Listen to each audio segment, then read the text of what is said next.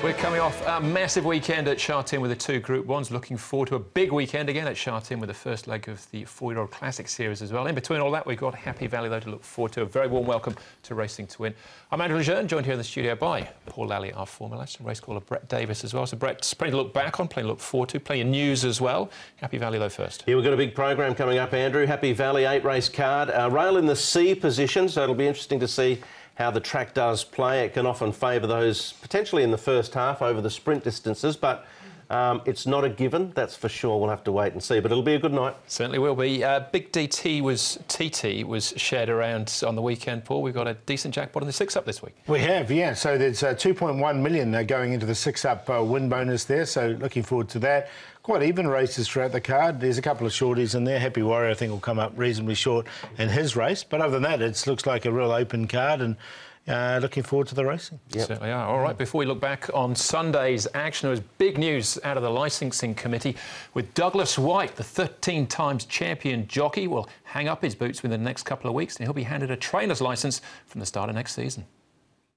Well, Douglas, first of all, big news. Congratulations on what you've achieved as a jockey and exciting times ahead now that you're the newest trainer here in Hong Kong. Yeah, thank you very much. It's as you said, it is very exciting news and I'm grateful. Hong Kong Jockey Club, to the licensing committee, to all the members and stewards, and I'm just grateful for this opportunity, and it's grabbing it with both hands, and I'm looking forward to a successful career. As a jockey, over 1,800 winners, 13 jockeys titles, multiple Group 1s. How do you reflect on your career in the saddle? I think I've done everything a jockey can do in Hong Kong.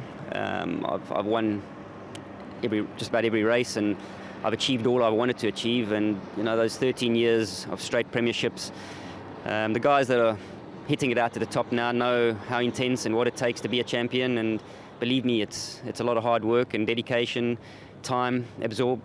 But I've done it. I've been there. I know what they're going through, and I'm looking forward to the next chapter now. I don't think there'll be any less pressure, that's for sure. But I certainly, I'm looking forward to the next chapter of winning races and watching them from the ground. Your last day of riding's the 10th of February. Start of the next season's early September. What happens for you between those two dates? Got a lot of work to do. I'll be out of Hong Kong for a couple of months, a good couple of months, and I'll be doing some standing by a few trainers, hopefully, learning the management skills of things and learning a lot more. What are you most looking forward to about this new challenge? Winning races. Very exciting news then for Douglas White. We haven't got enough time to do his riding career justice, but needless to say, an absolute giant to the saddle, and interesting to see what he does next now. It's fabulous that the club's offered in this position, because he is a real legend of Hong Kong racing, 13 times champion. No one will ever beat that, I don't think. And obviously knows the horse. He's got already good social skills. Every facet of racing's been basically ticked, except for the training side of things, and it'll be a new experience and a new challenge for him, which, by the sounds of it, he's looking forward to. Yeah, February 10th, though. Yeah, it comes to an end very quick, doesn't it? It does, very good. But I think it's a good idea. Clean break. Go and learn something from these trainers overseas, what he was talking about. I've got no doubt he's going to be a success. There's a pathway there with Tony Cruz. He did exactly the same thing. And looking back in years to come, I think Douglas White will be as successful, if not more successful. All right, that's Douglas White. Other news out of the licensing committee. Two jockeys who didn't reapply, Sam Clipperton and Callan Murray. Sam's going back to Australia. Callan's going to Singapore. Two new jockeys will be joining the ranks as well on short-term licences. That is Martin Harley and Regan Bayliss as well. So we look forward to welcoming them in the next few weeks. That's all the news then as far as licensing is concerned. Let's look back now on a Group 1 double-header from Sha Tin with our racing review.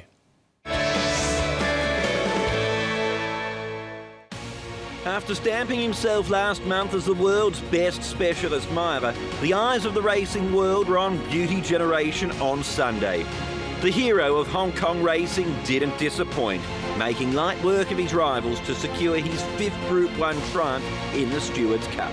Beauty Generation has just run them ragged, run them into the ground. What a warrior he is.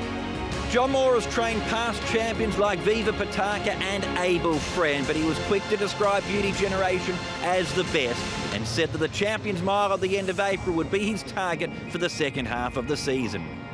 well, definitely the Champion's Mile is what they're focusing on at the present moment, and the prize money with respect to breaking Viva Bataka's record. So the Champion Mile is what, you know, the sort of the grand final, and then after that we just see how he pulls up, and I'll go to Patrick and Simon and say, do you want to go up to Japan for the Kindon, or you want to go to Royal Ascot? Earlier in the day, it was Beat the Clock who was rewarded for his consistency, holding off his former stablemate Mr. Stunning to land his biggest success at what was his 5th attempt at the top level. Beat the Clock, Mr. Stunning's cutting him back. Beat the Clock hanging on, it's his finest hour. Beat the Clock's victory was also the highlight of a 4-timer for his rider, Joe Moreira. I always thought that he had that potential to get there on the Grade 1 races, and today was a day. Very pleased and proud for being part of the team, which has done an amazing job with this horse.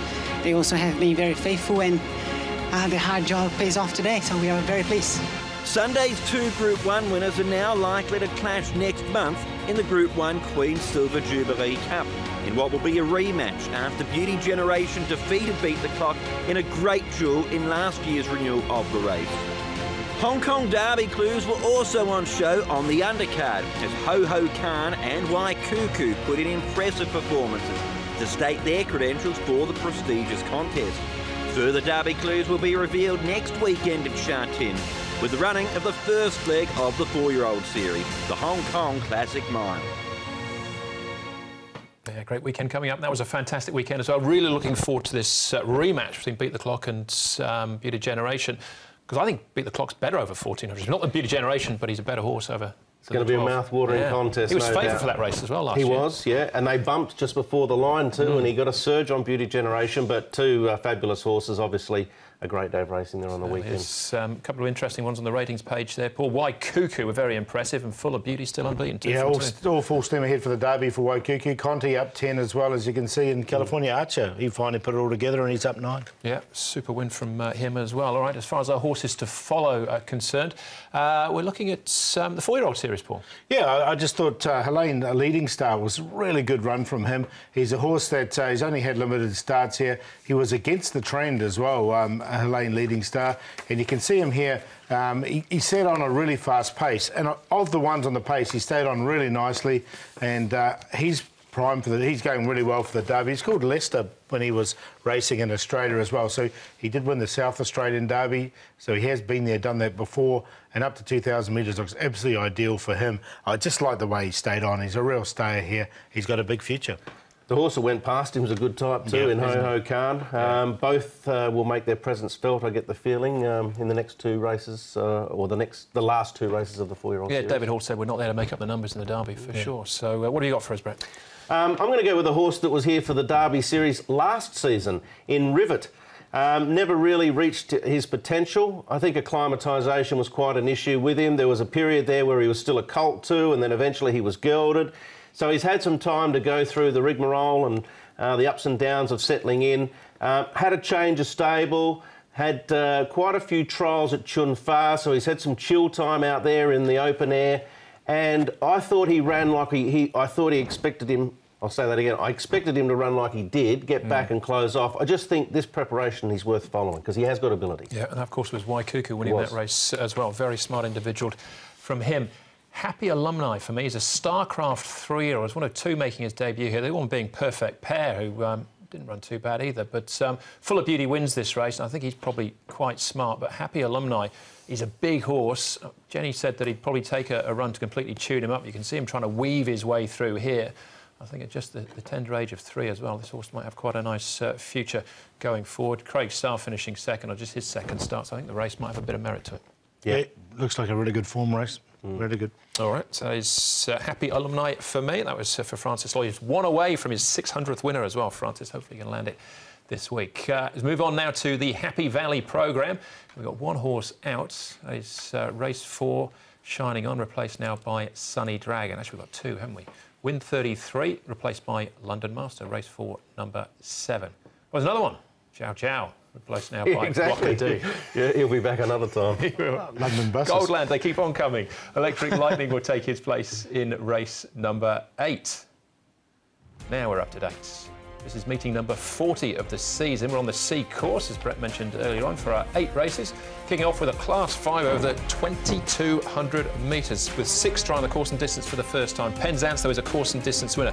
Glorium, runner-up over the 1,650 behind Spinning Dancer last time out. The Joy of Giving, a last start winner over the 1,800. Come On Wong Choi, he's been runner-up on his last 2 starts. Sweet Bean is a course and distance winner. And Wealthy Fortune, the 10-year-old, he's one of the 3 in the field that have won over the 2,200 metres here at Happy Valley. Horse Bullets had a couple of trips up to Chung Fa, most recently returning on the 21st. Distance event here to kick us off. Well, Class 5s can often be subject to change when it comes to the speed map, and when they go to 2,200 it's even more relevant, I think.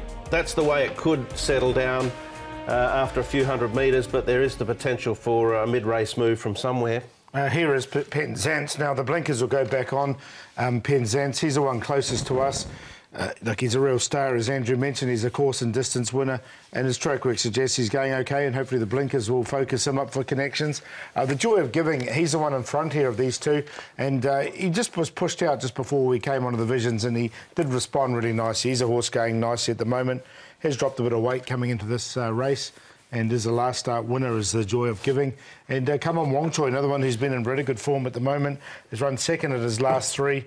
Zach Purton aboard from barrier number 2, and again the step up in distance looks ideal for him as well, so he's going nicely. All right, well, he finished, Come On Wong Choi, behind the Joy of Giving last time out. That's where we'll start. Sweet Bean further back in the field, but this was the Joy of Giving breaking through in Hong Kong at start number 21. Yep, and Sweet Bean since this has come out and run second behind Proud Sky, so he's still racing with plenty of enthusiasm. The 8-year-old, he'll be having start number 83. He's been a real marvel.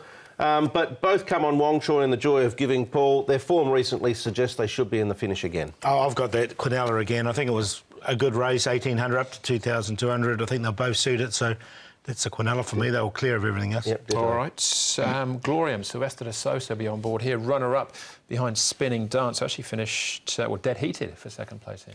Ran on quite OK, actually, behind Spinning Dancer. It's a lot different going from 1,650 to 2,200. You need a lot more staying prowess under the bonnet. But just looking at him here, he's sort of a fairly big-gaited horse who could probably stay the trip, I think. I didn't sneak him in, but I do respect him. Yeah, I'm the same as you, Brett. I just the big jump up was the question I had with him. All right, OK, so possible list for him. Wealthy Fortune, the old boy. This is a big run from him at Sha Tin when he dictated from the front. Yeah, he can put in some good runs, Wealthy Fortune. He's right down on the ratings now, down to a rating of 18. I put Penzance in the numbers just with those blinkers going back on, because we know he's OK over the 2,200. I know he's won in this class, Penzance, but I left him out in the end. I just think with all that weight, I know the blinkers are on, he's just going to struggle when the whips are cracking. I actually tipped Wealthy Fortune initially, and then I looked down and thought, a 10-year-old? How can I tip a 10-year-old? But he is still racing with a bit of enthusiasm. I wouldn't be surprised if he ran a good race. All right, Come On Wong Choi is favourite to get his revenge, though, here, Paul. He is, but I've gone the same way. 4 to beat 6. So I went 4, 6, 1, and Fortune Patrol up to 2,200 metres is interesting for me as well. 4, 6, 1 and 2. Yep, same Quinella for me. I went with 4 to beat 6. The Joy of Giving. On top from number 6, Come On Wong Choi. I threw in the Invincible. I thought he actually ran OK behind Proud Sky. Got a lot of pressure on the lead. And, I must have put in Penzance, but him and the 11 I thought had dead heating for 4th there. Yeah. So, but I included him in the trio there, Wealthy Fortune, as you can see. But I'll bank at the 4 and work around the other 4 for exotics. All right, 1, 4 and 6. We've all got in the numbers there in our opening contest over the 2,200 metres. All right, we're off and running. Feature race comes up as race number 4 at Happy Valley on Wednesday night.